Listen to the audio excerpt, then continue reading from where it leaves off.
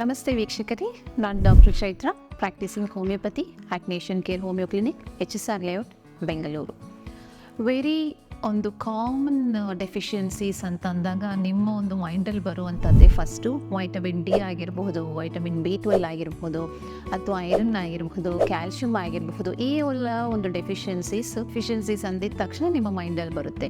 And very most under rated and neglected ಒಂದು deficiency ಬಂದು magnesium ಅಂತ ಹೇಳ್ಬೋದು. ಕೇಳಿರ್ತೀರಾ, ಮ್ಯಾಗ್ನೀಷಿಯಮ್ ಡೆಫಿಷಿಯನ್ಸಿಯಾ, ನಾವು ಯಾವತ್ತೂ ಚೆಕ್ ಮಾಡಿಸಿಲ್ಲ ಅಲ್ವಾ, ಹೇಗೆ ಮ್ಯಾಗ್ನೀಷಿಯಮ್ ಡೆಫಿಷಿಯನ್ಸಿ ಇದೆ ಅಂತ ತಿಳ್ಕೊಳ್ಳೋದು ಅಂತ ಹೇಳಿಬಿಟ್ಟು ಈ ವಿಡಿಯೋದಲ್ಲಿ ತಿಳ್ಕೊಳ್ಳೋಣ. ಮ್ಯಾಗ್ನೀಷಿಯಮ್ ಅನ್ನುವಂಥದ್ದು it's a very important mineral. ನಮ್ಮ ದೇಹದಲ್ಲಿ ತುಂಬ ಮುಖ್ಯವಾದ ಒಂದು ಮಿನರಲ್ ಅಂತ ಹೇಳ್ಬೋದು. 300 ಒಂದು ಕೆಮಿಕಲ್ ಪ್ರೋಸೆಸ್ ದಿನದಲ್ಲಿ ಏನು ನಡೆಯುತ್ತೆ, ಈ ಎಲ್ಲ ಪ್ರೋಸೆಸ್ಸಿಗೂ ಮೆಗ್ನೀಷಿಯಮ್ ಅನ್ನುವಂಥದ್ದು ವೆರಿ ಇಂಪಾರ್ಟೆಂಟ್ ಥಿಂಗ್ ಅಂತ ಹೇಳ್ಬೋದು. ರೀಸೆಂಟ್ ರಿಸರ್ಚ್ ಪ್ರಕಾರ 1/3 ಆಫ್ ಅವರ್ ಕಂಪ್ಲೀಟ್ ಇಂಡಿಯಾ ಪಾಪ್ಯುಲೇಷನ್ನಲ್ಲಿ ಮ್ಯಾಗ್ನೀಷಿಯಮ್ ಡೆಫಿಷಿಯನ್ಸಿ ಅನ್ನೋದು ಕಂಡು ಬರ್ತಾ ಇದೆ. ರಿಯಲ್ ಫ್ಯಾಕ್ಟ್ ಅಂತ ಅಂದಾಗ ಯಾವುದೇ ಒಂದು ಪ್ರಾಪರ್ ಬ್ಲಡ್ ಇನ್ವೆಸ್ಟಿಗೇಷನ್ಸ್ ಆಗಲಿ, ಬೇರೆ ಯಾವುದೇ ಥರ ಒಂದು ತಪಾಸಣೆ ಆಗಲಿ, ಪರ್ಫೆಕ್ಟ್ ಒಂದು ಇನ್ವೆಸ್ಟಿಗೇಷನ್ಸ್ ಅನ್ನುವಂಥದ್ದು ಮ್ಯಾಗ್ನೀಷಿಯಮ್ ಚೆಕ್ ಮಾಡಲಿಕ್ಕೆ ಇಲ್ಲ. ಯೂಶಲಿ ನಾರ್ಮಲ್ ಬ್ಲಡ್ ಟೆಸ್ಟ್ ಅಂತ ಮಾಡ್ತೀವಿ ಅಥವಾ ಯೂರಿನ್ ಟೆಸ್ಟ್ ಅಂತ ಮಾಡ್ತೀವಿ. ಈವಂದು ಈ ಒಂದು ಬ್ಲಡ್ ಟೆಸ್ಟ್ ಆ್ಯಂಡ್ ಯೂರಿನ್ ಟೆಸ್ಟಲ್ಲಿ magnesium levels within normal limits ಇದ್ದರೂ ಕೂಡ ಆ ಪರ್ಟಿಕ್ಯುಲರ್ ಪೇಷಂಟ್ಸ್ನ ಒಂದು ಸಿಂಪ್ಟಮ್ಸ್ ಏನಿರುತ್ತೆ, ಡೆಫಿಷಿಯನ್ಸಿ ಸಿಂಪ್ಟಮ್ಸ್ ಅಥವಾ ಅವರೊಂದು ದೀರ್ಘಕಾಲದ ಒಂದು ಒತ್ತಡದಿಂದ ಬಳಲ್ತಾ ಇರ್ತಾರೆ. ಸೊ ನಮ್ಮ ಒಂದು ನೇಷನ್ ಕೇರ್ ಹೋಮಿಯೋ ಕ್ಲಿನಿಕಲ್ಲಿ ಒಂದು ಕ್ರಾನಿಕ್ ಡಿಸೀಸಸ್ ಅನ್ನುವಂಥದ್ದನ್ನ ರಿವರ್ಸ್ ಮಾಡಲಿಕ್ಕೆ we have constitution based treatment ಅಂತ ಕೊಡ್ತೀವಿ. ಈ ಒಂದು ಟ್ರೀಟ್ಮೆಂಟ್ ಕೊಟ್ಟಾಗ ಈ ಎಲ್ಲ ಒಂದು ಡೆಫಿಷಿಯನ್ಸೀಸ್ ಆಗಿರಬಹುದು ಅಥವಾ ಕ್ರಾನಿಕ್ ಏಲ್ಮೆಂಟ್ಸ್ ಏನಿಂದ ಸಫರ್ ಆಗ್ತಾರೆ ಅನ್ನೋದಕ್ಕೆ ಒಂದು ಸೂಕ್ತವಾದ ಚಿಕಿತ್ಸೆ ಆ್ಯಂಡ್ ಪರಿಹಾರ ಕೂಡ ಕೊಡ್ತೀವಿ ಅಂತ ಹೇಳ್ಬೋದು. ಯೂಶಲಿ ಎಲ್ಲಿಂದ ಸಿಗುತ್ತೆ ಮ್ಯಾಗ್ನೀಷಿಯಮ್ ಅಥವಾ ಇದರ ಒಂದು ಲಕ್ಷಣಗಳೇನು, ಮ್ಯಾಗ್ನೀಷಿಯಮ್ ಡೆಫಿಷಿಯನ್ಸೀಸ್ ಇದೆ ಅಂತ ನಿಮಗೆ ತಿಳ್ಕೊಳ್ಳಿಕ್ಕೆ ಸೂಕ್ತವಾದ ಲಕ್ಷಣಗಳು ನಾನು ಹೇಳ್ತೀನಿ. ನಂಬರ್ 1 ಬಂದು ಫ್ಯಾಟೀಗ್ ಆರ್ ವೀಕ್ನೆಸ್. ಮ್ಯಾಗ್ನೀಷಿಯಮ್ನ ಮೇನ್ ಒಂದು ಫಂಕ್ಷನ್ ಬಂದ್ಬಿಟ್ಟು ನಾವು ತಿಂದಿರುವಂಥ ಒಂದು ಆಹಾರವನ್ನು ಎನರ್ಜಿಯಾಗಿ ಕನ್ವರ್ಟ್ ಮಾಡುತ್ತೆ.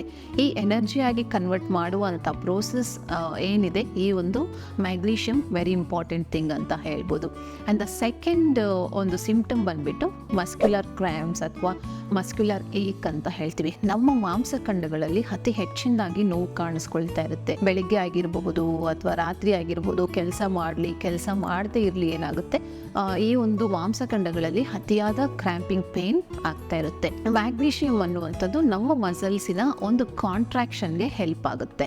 ಸೊ ಕ್ಯಾಲ್ಶಿಯಂ ಅನ್ನುವಂಥದ್ದು ರಿಲ್ಯಾಕ್ಸೇಷನ್ಗೆ ಹೆಲ್ಪ್ ಆಗುತ್ತೆ. ಸೊ ಯಾವಾಗ ಈ ಮ್ಯಾಗ್ನೀಷಿಯಮ್ ಒಂದು ಪ್ರಮಾಣ ಕಡಿಮೆ ಇದ್ದಾಗ ಏನಾಗುತ್ತೆ, ಮಸಲ್ಸ್ ಕಾಂಟ್ರಾಕ್ಟ್ ಆಗೋದಿಲ್ಲ. ಈ ಒಂದು ಮಸಲ್ ಏಕ್ಸ್ ಅನ್ನುವಂಥದ್ದು ವೆರಿ ಫ್ರೀಕ್ವೆಂಟ್ ಆಗಿ ಈ ಮ್ಯಾಗ್ನೀಷಿಯಮ್ ಡೆಫಿಷಿಯನ್ಸಿ ಇರುವಂಥ ಒಂದು ಪೇಷಂಟ್ಸ್ ಅಲ್ಲಿ ನೋಡ್ತಾ ಇರ್ತೀವಿ. ಆ್ಯಂಡ್ ನೆಕ್ಸ್ಟ್ ಬಂದು ಆಂಗ್ಸೈಟಿ ಆ್ಯಂಡ್ ಮೂಡ್ ಸ್ವಿಂಗ್ಸ್ ಅಥವಾ ಡಿಪ್ರೆಷನ್ಸ್ ಅಂತ ಹೇಳ್ತೀವಿ. ಯಾವುದೇ ಒಂದು ಈ ಮ್ಯಾಗ್ನೀಷಿಯಮ್ ಡೆಫಿಷಿಯನ್ಸೀಸ್ ಇರುವ ಪೇಷಂಟ್ಸ್ ಏನಾಗುತ್ತೆ, ಸಡನ್ ಆಗಿ ಅವರ ಒಂದು ನರ್ವ್ ಸಿಸ್ಟಮ್ ಸರಿಯಾಗಿ ವರ್ಕ್ ಮಾಡಬೇಕು ಅಥವಾ ಅವರ ಒಂದು ಮೂಡ್ ಸ್ಟೇಬಲ್ ಆಗಿ ಇರಬೇಕು ಅಂತಂದಾಗ ಮ್ಯಾಗ್ನೀಷಿಯಮ್ ಅನ್ನುವಂಥದ್ದು ವೆರಿ ನಾರ್ಮಲ್ ರೇಂಜಲ್ಲಿ ಇದ್ದಾಗ ಅಷ್ಟೇ ಅವರ ಒಂದು ಮೂಡ್ಸ್ ಒಂದು ಸೆಟ್ ಆಗುವಂಥ ಸಾಧ್ಯತೆ ಇರುತ್ತೆ. ಯಾವಾಗ ಇದು ಡೆಫಿಷಿಯನ್ಸೀಸ್ ಇರುತ್ತೆ ಪೇಷಂಟ್ಸ್ ಅಲ್ಲಿ, ಆಂಗ್ಸೈಟಿ ಆಗಿರ್ಬೋದು, ಡಿಪ್ರೆಷನ್ ಆಗಿರ್ಬೋದು, ಈ ಎಲ್ಲ ಒಂದು ಇಶ್ಯೂಸ್ ಬರಲಿಕ್ಕೆ ಸ್ಟಾರ್ಟ್ ಆಗೋತಾ ಹೋಗುತ್ತೆ. ನೆಕ್ಸ್ಟ್ ಬಂದು ಹಾರ್ಮೋನ್ ಇಶ್ಯೂಸ್ ಅಂತ ಹೇಳ್ತೀವಿ. ಮ್ಯಾಗ್ನೀಷಿಯಮ್ ಡೆಫಿಷಿಯನ್ಸಿ ಇರೋರಲ್ಲಿ ಏನಾಗುತ್ತೆ, ಅತಿ ಹೆಚ್ಚಿನದಾಗಿ ಹಾರ್ಮೋನ್ ಡೆಫಿಷಿಯನ್ಸೀಸ್ ಆಗುತ್ತೆ. Either it directly impacts on thyroid gland ಆಗಿರ್ಬೋದು, ಹಶಿಮೋಟೋಸ್ ಡಿಸೀಸ್ ಅಂತ ಏನು ಸಫರ್ ಆಗ್ತಾ ಇರ್ತಾರೆ, ಈ ಎಲ್ಲ ಒಂದು ಪೇಷಂಟ್ಸಲ್ಲಿ ಕೂಡ ಈ ಮ್ಯಾಗ್ನೀಷಿಯಮ್ ಡೆಫಿಷಿಯನ್ಸಿ ಅತಿ ಹೆಚ್ಚಿನದಾಗಿ ಇರುವಂಥ ಸಾಧ್ಯತೆಗಳು ಇರುತ್ತೆ. ಇನ್ನು ಕೆಲವು ಪೇಷಂಟ್ಸಲ್ಲಿ ಹೈ ಬ್ಲಡ್ ಪ್ರೆಷರ್ ಕೂಡ ಬರುವಂಥ ಸಾಧ್ಯತೆ ಇರುತ್ತೆ. ಮ್ಯಾಗ್ನೀಷಿಯಮ್ ಡೆಫಿಷಿಯನ್ಸಿ ಇದ್ದಾಗ ಏನಾಗುತ್ತೆ, ನಾನು ಆಗಲೇ ಹೇಳಿರೋ ಪ್ರಕಾರ ಕಾಂಟ್ರಾಕ್ಷನ್ ಆ್ಯಂಡ್ ರಿಲ್ಯಾಕ್ಸೇಷನ್ ಅನ್ನುವಂಥ ಒಂದು ಪ್ರೋಸೆಸ್. ಸೊ ಯಾವಾಗ ಇದರ ಒಂದು ಕಾಂಟ್ರಾಕ್ಷನ್ ರಿಲ್ಯಾಕ್ಸೇಷನ್ ಪ್ರೋಸೆಸ್ಸಲ್ಲಿ ಮ್ಯಾಗ್ನೀಷಿಯಮ್ ಡೆಫಿಷಿಯನ್ಸಿ ಇರುತ್ತೆ, ಇದರ ಒಂದು ಮಸಲ್ಸಲ್ಲಿ ಏನಾಗುತ್ತೆ, ಕಾಂಟ್ರಾಕ್ಷನ್ ರಿಲ್ಯಾಕ್ಸೇಷನ್ ಪ್ರೋಸೆಸ್ ಇರುತ್ತೆ, ಅದು ಆಲ್ಟರ್ ಆಗ್ತಾ ಹೋಗುತ್ತೆ. ಯಾವಾಗ ಇದು ಆಲ್ಟರ್ ಆಗ್ತಾ ಹೋಗುತ್ತೆ, ಯೂಶಲಿ ನಮ್ಮ ಬಾಡಿ ಏನಾಗುತ್ತೆ, ಎಕ್ಸ್ಟ್ರಾ ಪ್ರೆಷರ್ ತಗೊಳುತ್ತೆ to pump the blood from various parts of the body ಅಂತ ಹೇಳ್ತೀವಿ. ಯಾವಾಗ ಎಕ್ಸ್ಟ್ರಾ ಪ್ರೆಷರ್ ತಗೊಳುತ್ತೆ, ಈ ಒಂದು ಪ್ರೋಸೆಸ್ಸಲ್ಲಿ ಆ ಪರ್ಟಿಕ್ಯುಲರ್ ಪರ್ಸನ್ ಹೈ ಬ್ಲಡ್ ಪ್ರೆಷರಿಂದ ಬಳಲುವಂಥ ಅತಿ ಸಾಧ್ಯತೆ ಇರುತ್ತೆ ಅಂತ ಹೇಳ್ಬೋದು. ಆ್ಯಂಡ್ ದ ನೆಕ್ಸ್ಟ್ ಇಶ್ಯೂಸ್ ಬಂದು ಮೈಗ್ರೇನ್ ಅಂತ ಕೇಳಿರ್ತೀರ. ಅತಿ ಹೆಚ್ಚಿನಾಗಿರುವ ಒಂದು ಸಫರ್ ಆಗ್ತಾ ಇರೋ ಒಂದು ಹೆಡೇಕ್ ರಿಲೇಟೆಡ್ ಇಶ್ಯೂಸಲ್ಲಿ ಮೈಗ್ರೇನ್ ಅಂತ ಹೇಳ್ಬೋದು. ಆ್ಯಂಡ್ ಮೈಗ್ರೇನ್ ಅನ್ನುವಂಥದ್ದು ಕೂಡ ದೀರ್ಘಕಾಲದಿಂದ ಒಂದು ಬಳಲ್ತಾ ಇರ್ತಾರೆ ಪೇಷಂಟ್ಸು. ಆ್ಯಂಡ್ ಯೂಶಲಿ ನಾವು ನೋಡಿರೋ ಪ್ರಕಾರ ಈ ಒಂದು ಬ್ಲಡ್ ಟೆಸ್ಟ್ ಅಥವಾ ನಾರ್ಮಲ್ ಆಗಿ ಪೇಷಂಟ್ ಒಂದು ಹಿಸ್ಟ್ರಿ ತಗೊಂಡಾಗ ಮ್ಯಾಗ್ನೀಷಿಯಂ ಡೆಫಿಷಿಯನ್ಸಿಗೆ ಅದರಿಂದ ರಿಲೇಟೆಡ್ ಒಂದು ಸೂಕ್ತ ಒಂದು ಟ್ರೀಟ್ಮೆಂಟ್ ಆಗಲಿ ಅಥವಾ ಸಪ್ಲಿಮೆಂಟ್ಸ್ ಆಗಲಿ ನಾವು ಕೊಟ್ಟಾಗ ಏನಾಗುತ್ತೆ, ದೀರ್ಘಕಾಲದಿಂದ ಬಳಲ್ತಾ ಇರುವಂಥ ಒಂದು ಮೈಗ್ರೇನ್ ಇಶ್ಯೂಸ್ ಕೂಡ ಸೆಟ್ ಆಗೋತಾ ಹೋಗುತ್ತೆ. So migraine also magnesium deficiency ಇರುವವರಲ್ಲಿ ವೆರಿ ಇಂಪಾರ್ಟೆಂಟ್ ರೋಲ್ ಪ್ಲೇ ಮಾಡುತ್ತೆ ಅಂತ ಹೇಳ್ಬೋದು. ಇನ್ನು ಕೆಲವರು ಪೇಷಂಟ್ಸ್ ಅಲ್ಲಿ ಇರ್ರೆಗ್ಯುಲರ್ ಹಾರ್ಟ್ ಬೀಟ್ ಅಂತ ಹೇಳ್ತೀವಿ. ಇರ್ರೆಗ್ಯುಲರ್ ಹಾರ್ಟ್ ಬೀಟ್ ಅಂತ ಆ್ಯಂಡ್ ಫಾಸ್ಟೆಸ್ಟ್ ಹಾರ್ಟ್ ಬೀಟ್. ಕೆಲವು ಪೇಷಂಟ್ಸ್ ಬಂದು ನಮಗೆ ಕಂಪ್ಲೇಂಟ್ ಮಾಡ್ತಾರೆ, ನಮ್ಮ ಹಾರ್ಟ್ ಸೌಂಡ್ ನಮಗೆ ಕೇಳಿಸ್ದಂಗೆ ಆಗ್ತಾ ಇರುತ್ತೆ, ಸೊ ಅದು ಇರ್ರೆಗ್ಯುಲರ್ ಆಗಿ ಬೀಟ್ ಆಗ್ತಾ ಇದೆ ಅಂತ ಕೇಳಿಸುತ್ತೆ ಅಂತ ಹೇಳ್ತಾರೆ. ಈ ಒಂದು ಸಿಚುವೇಶನ್ ಅಲ್ಲಿ ಕೂಡ ಮ್ಯಾಗ್ನೀಷಿಯಂ ಡೆಫಿಷಿಯನ್ಸಿ ಇರೋರಲ್ಲಿ ಕೂಡ ಈ ಇರ್ರೆಗ್ಯುಲರ್ ಹಾರ್ಟ್ ಬೀಟ್ ಅನ್ನೋದನ್ನ ನಾವು ನೋಡ್ತಾ ಹೋಗ್ತೀವಿ. ಅತಿ ಹೆಚ್ಚಿನದಾಗಿ ಮತ್ತೆ ನೋಡುವಂಥದ್ದಂದ್ರೆ ಬೋನ್ ರಿಲೇಟೆಡ್ ಡಿಫೆಕ್ಟ್ಸ್ ಅಂತ ಅಥವಾ ಬೋನ್ ಫಾರ್ಮೇಷನಲ್ಲಿ ಮ್ಯಾಗ್ನೀಷಿಯಂ ಅನ್ನುವಂಥದ್ದು ಬೋನ್ ಫಾರ್ಮೇಷನಲ್ಲಿ ವೆರಿ ಇಂಪಾರ್ಟೆಂಟ್ ರೋಲ್ ಪ್ಲೇ ಮಾಡುತ್ತೆ. ಈ ಡೆಫಿಷಿಯನ್ಸೀಸ್ ಇದ್ದಾಗ ಏನಾಗುತ್ತೆ, ಆಸ್ಟಿಯೋಪೋರೋಸಿಸ್ ಆಗಲಿ ಆಸ್ಟಿಯೋಕಾಸ್ಟ್ಸ್ ಆಗಲಿ ಫಾರ್ಮ್ ಆಗುವಂಥ ಚಾನ್ಸಸ್ ಜಾಸ್ತಿ ಇರುತ್ತೆ. ಈ ಎಲ್ಲ ಒಂದು ಸಿಂಪ್ಟಮ್ಸ್ ಯಾರಿಗಾದರೂ ಲೈಕ್ ನಿಮ್ಮಲ್ಲಿ ಕಾಣಿಸ್ಕೊಳ್ತಾ ಇದೆ ಅಂದಾಗ ಮ್ಯಾಗ್ನೀಷಿಯಂ ಡೆಫಿಷಿಯನ್ಸೀಸ್ ಇದೆ ಅಂತಲೇ ನೀವು ತಿಳ್ಕೊಬೋದು ಅಂತ ಹೇಳ್ತೀವಿ. ಎಲ್ಲ symptoms not only with magnesium deficiency, few symptoms ಕೂಡ ಬೇರೆ ಒಂದು ಡೆಫಿಷಿಯನ್ಸೀಸಲ್ಲೂ ಇರುತ್ತೆ. So before taking any treatment ನಿಮ್ಮ ಒಂದು ಫಿಸಿಷಿಯನ್ ಗೈಡೆನ್ಸ್ ತಗೊಳ್ಳೋದು ಉತ್ತಮ ಅಂತ ನಾನು ಹೇಳ್ತೀನಿ. ಸಿಂಪ್ಟಮ್ಸ್ನ ತಿಳ್ಕೊಂಡ್ವಿ, ಯಾಕೆ ಮ್ಯಾಗ್ನೀಷಿಯಂ ಡೆಫಿಷಿಯನ್ಸಿ ಬರುತ್ತೆ. ಕೆಲವು ಪೇಷಂಟ್ಸ್ ಹೇಳ್ತಾರೆ, ನಾವು ದಿನನಿತ್ಯದ ಆಹಾರ ಚೆನ್ನಾಗಿ ತಗೋತೀವಿ, ಒಳ್ಳೆ ಸೊಪ್ಪು ತಗೋತೀವಿ ಅಥವಾ ಒಳ್ಳೆ ಹಣ್ಣು ತಗೋತೀವಿ, ಡ್ರೈ ಫ್ರೂಟ್ಸ್ ತಗೋತೀವಿ ಅಥವಾ ಒಂದು ಆರೋಗ್ಯವಾದ ಒಂದು ಜೀವನ ಶೈಲಿ ಕೂಡ ಫಾಲೋ ಮಾಡ್ತಾ ಇದ್ದೀವಿ, ಆದರೂ ಕೂಡ ನಮಗೆ ಈ ಮ್ಯಾಗ್ನೀಷಿಯಂ ಡೆಫಿಷಿಯನ್ಸಿ ಹೇಗೆ ಬರುತ್ತೆ ಅಂತ ಹೇಳ್ತೀವಿ. ರೀಸೆಂಟಾಗಿ ಒಂದು ರಿಸರ್ಚ್ ಪ್ರಕಾರ ಏನಿದೆ, the quality of the soil ಆಗಿರಬಹುದು ಅಥವಾ ಅಲ್ಲಿ ಬೆಳೀತಾ ಇರೋ ಒಂದು ಪ್ಲ್ಯಾನ್ಸ್ ಆಗಿರಬಹುದು, it was rich in magnesium earlier 1990s. But ಈಗಿನ ಒಂದು ಸಿನಾರಿಯೋದಲ್ಲಿ ನೋಡಬೇಕಾದ್ರೆ ಅದರ ಸಾಯಿಲ್ನಲ್ಲಿ ಕೂಡ ಮ್ಯಾಗ್ನೀಷಿಯಮಿನ ಒಂದು ಕೊರತೆ ಅನ್ನೋದು ಕಾಣಿಸ್ತಾ ಬರುತ್ತೆ. ಸೊ ಯಾವಾಗ ಸಾಯಿಲ್ನಲ್ಲಿನೇ ಒಂದು ಮ್ಯಾಗ್ನೀಷಿಯಂ ಕೊರತೆ ಇರುತ್ತೆ, ಆ ಪರ್ಟಿಕ್ಯುಲರ್ ಪ್ಲ್ಯಾನ್ಸಿಗೆ ಒಂದು ಸಾಯಿಲ್ ಮ್ಯಾಗ್ನೀಷಿಯಂ ಅನ್ನುವಂಥದ್ದು ಸಿಗೋದಿಲ್ಲ.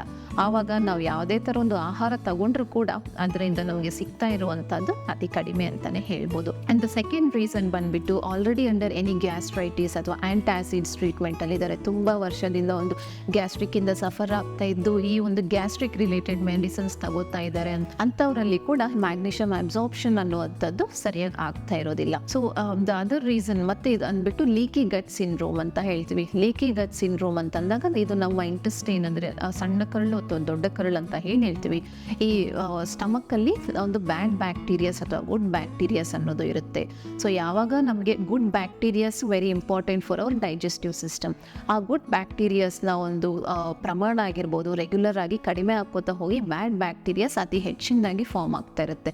ಸೊ ಯಾವಾಗ ಈ ಬ್ಯಾಡ್ ಬ್ಯಾಕ್ಟೀರಿಯಾಸ್ ಅತಿ ಹೆಚ್ಚಿನದಾಗಿ ಫಾರ್ಮ್ ಮಾಡ್ತಾ ಇರುತ್ತೆ, ಅದು ನಮ್ಮ ಇಂಟೆಸ್ಟೈನಲ್ಲಿ ಕ್ರ್ಯಾಕ್ಸ್ ಅಥವಾ ಹೋಲ್ಸ್ ಮಾಡಿ ನಮ್ಮ ಬ್ಲಡ್ ಸ್ಟ್ರೀಮ್ ಮುಖಾಂತರ ನಮ್ಮ ಬ್ಲಡ್ಗೆ ತಲುಪುತ್ತೆ. ಯಾವಾಗ ಈ ಒಂದು ಬ್ಯಾಕ್ಟೀರಿಯಾಸ್ ನಮ್ಮ ಬ್ಲಡ್ಗೆ ತಲುಪುತ್ತೆ, ನಮ್ಮ ಇಂಟೆಸ್ಟೈನ್ ಅದು ಮ್ಯೂಕಸ್ ಲೈನಿಂಗ್ ಅಂತ ಏನು ಹೇಳ್ತೀವಿ, ಅದರಲ್ಲಿ ಸರಿಯಾದ ಅಬ್ಸಾರ್ಪ್ಷನ್ ಆಗ್ತಾ ಇರೋ, ನಾವು ತಿಂತಾ ಇರೋ ಒಂದು ಊಟ ಅದು ರೆಗ್ಯುಲರ್ ಆಗಿ ಅದು ಹಾಗೇನೆ ವೇಸ್ಟ್ ಆಗಿ ಬರ್ತಾ ಇರುತ್ತೆ. ಸೊ ಲ್ಯಾಕ್ ಆಫ್ ಅಬ್ಸಾರ್ಪ್ಷನ್ ಅನ್ನೋದು ಕೂಡ ಒಂದು ವೆರಿ ಇಂಪಾರ್ಟೆಂಟ್ ಕಾಸ್ ಅಂತ ಹೇಳ್ಬೋದು.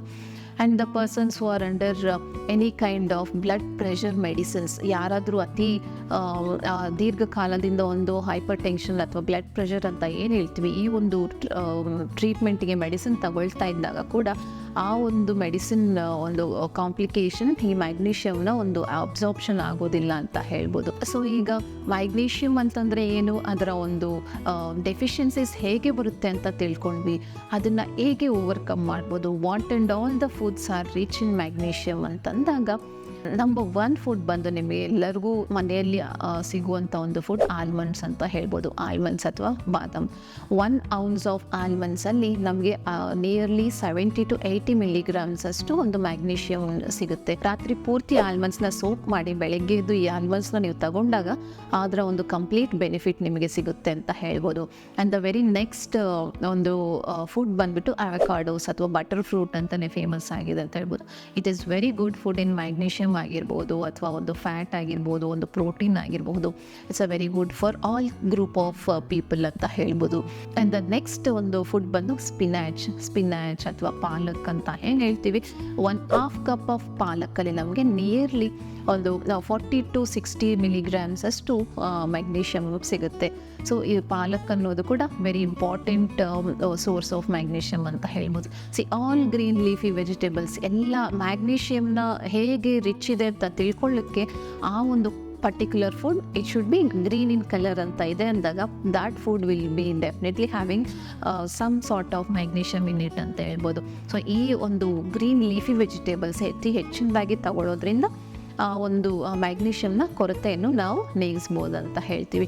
ಆ್ಯಂಡ್ ದ ನೆಕ್ಸ್ಟ್ ಬಂದು ನೀವು ಕೇಳಿರ್ತೀರ ಬ್ಲ್ಯಾಕ್ ಬೀನ್ಸ್ ಅಂತ ಕೇಳಿರ್ತೀರ. Even the black beans is also very rich in proteins, magnesium and all kinds of vitamins ಅಥವಾ ಮಿನರಲ್ಸ್ ಅಂತ ಹೇಳ್ತೀವಿ. ಈ ಬ್ಲ್ಯಾಕ್ ಬೀನ್ಸ್ನ ಕೂಡ ಸತತವಾಗಿ ಸೇವನೆ ಮಾಡೋದ್ರಿಂದ ಮ್ಯಾಗ್ನೀಷಿಯಮ್ ಡೆಫಿಷಿಯನ್ಸಿನ ನಾವು ಓವರ್ಕಮ್ ಮಾಡ್ಬೋದು. We at nation care homeo clinic we reverse the chronic diseases